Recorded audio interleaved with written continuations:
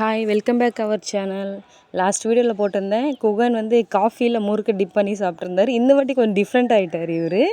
பாருங்கள், பால் வச்சுருக்காரு, பாலில் டிப் பண்ணி சாப்பிட ஆரம்பிச்சிட்டார் இந்த வாட்டி.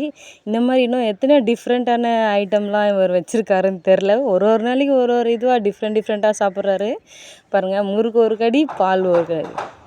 இந்த மாதிரி யாராச்சும் சாப்பிடுவாங்களா? பாலில் முறுக்கு டிப் பண்ணி சாப்பிட்றாங்க பாருங்க. அவ்வளோ டேஸ்ட்டாக ரசித்து சாப்பிட்றாரு இவர்.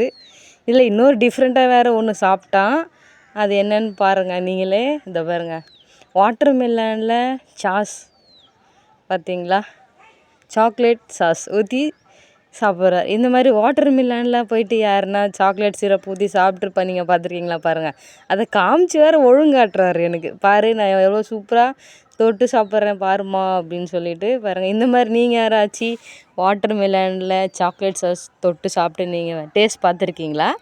பார்த்துட்டு எப்படி இருக்குன்னு சொல்லிவிட்டு எனக்கு கமெண்ட் பண்ணுங்கள்.